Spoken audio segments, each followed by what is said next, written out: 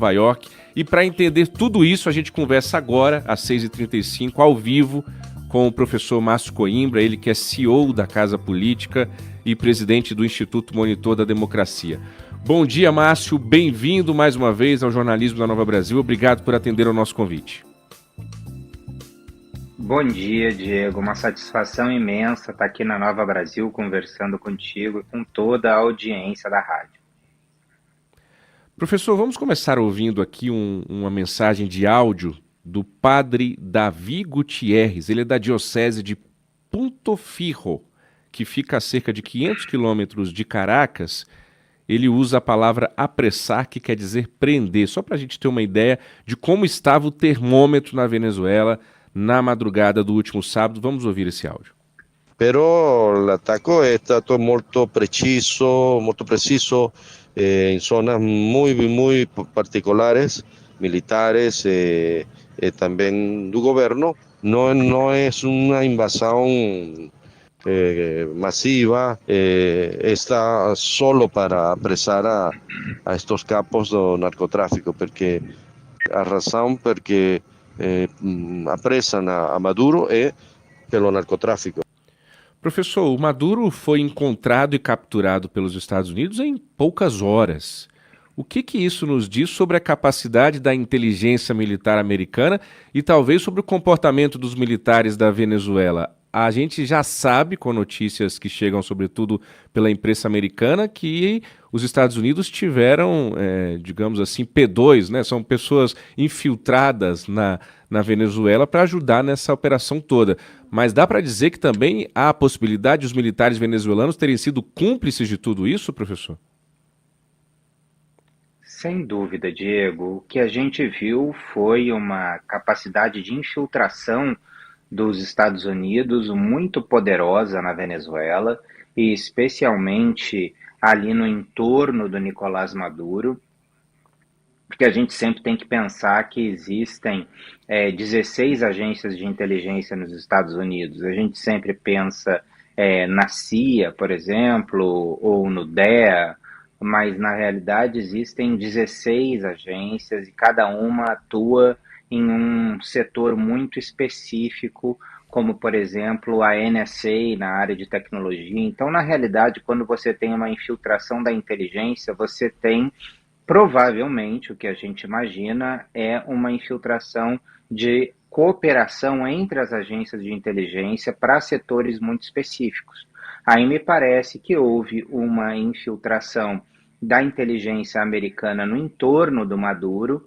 A gente viu pelo general que deu entrevista junto com Donald Trump no dia da captura de que eles tinham acesso a informações muito precisas acerca do que Maduro comia, onde Maduro estaria.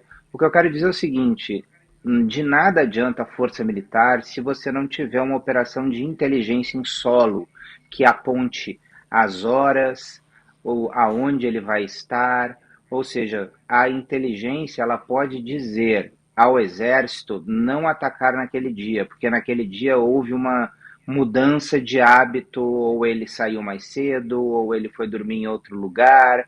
Ou seja, tudo precisa estar muito bem alinhado para a operação militar acontecer.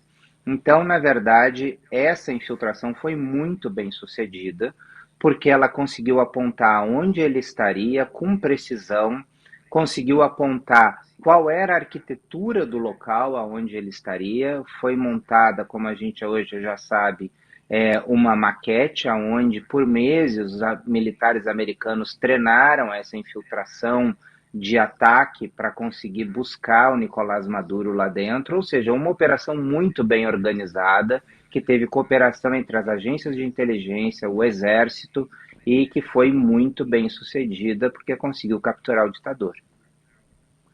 Márcio, o presidente americano Donald Trump já estava ficando conhecido aí como um blefador, alguém que falava e não fazia, né? Ou fazia pelo menos um pouquinho daquilo tudo que ele dizia. A gente sabe do comportamento político, da estratégia política, da pessoa do Donald Trump. Por que dessa vez ele não blefou?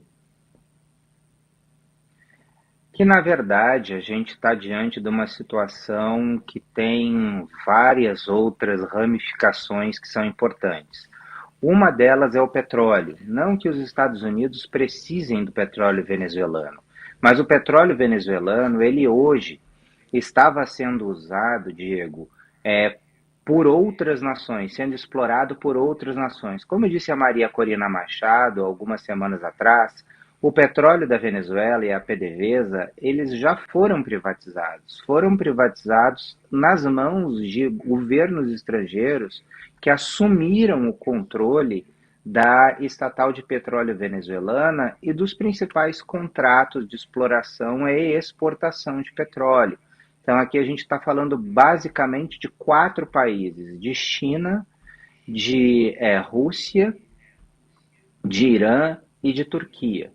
São os países que estavam massivamente presentes no setor de petróleo. E o que acontece basicamente com o dinheiro que sai ali do petróleo?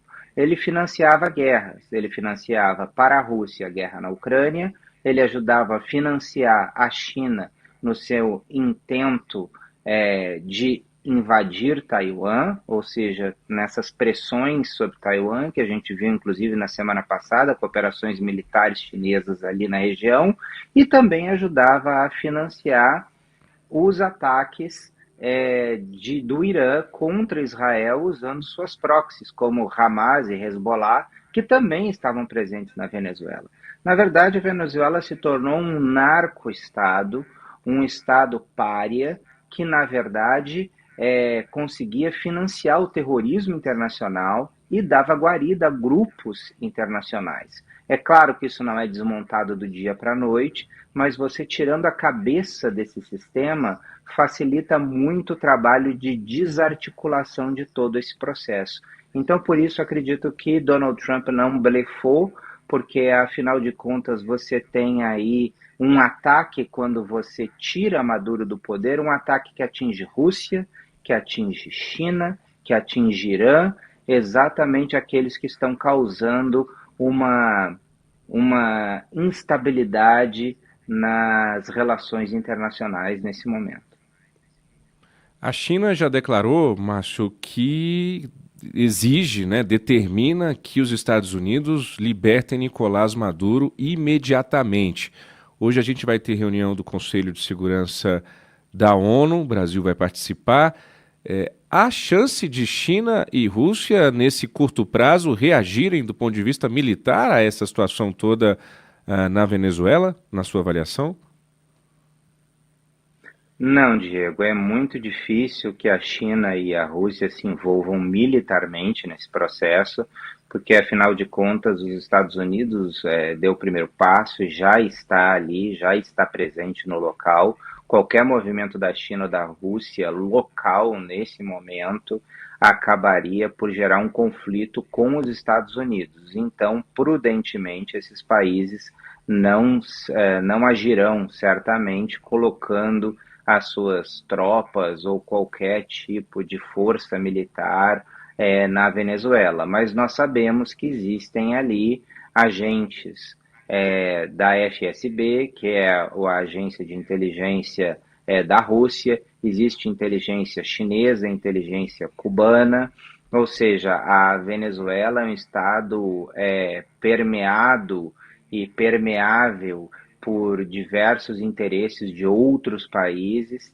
e esses países podem tentar reagir nas sombras, mas às claras eles não vão reagir. Vai haver essa reunião do Conselho de Segurança hoje, mas é uma reunião do Conselho de Segurança para inglês ver. Você vai ver claramente um poder de veto aparecendo do lado da China, Rússia de um lado, dos Estados Unidos, França e Reino Unido de outro, o que certamente continuará a deixar o Conselho de Segurança na mesma situação que se encontra há anos ou décadas, ou seja, de total imobilismo. 6h45, para a gente finalizar, Márcio Coimbra, rapidamente, qual é o seu palpite para a administração da Venezuela? Donald Trump, na coletiva de sábado, diz que os Estados Unidos vão governar o país de maneira transitória. vão inclusive recuperar a infraestrutura do petróleo, disse Trump. A gente está vendo toda essa situação envolvendo a vice de Nicolás Maduro. Há países como a França que defendem que o González, o Edmundo González, deveria assumir essa transição, ele que teria vencido a eleição de 2024, que teria sido fraudada por Maduro. Qual é a sua análise, professor? Quem vai comandar a Venezuela nas próximas semanas, próximos meses?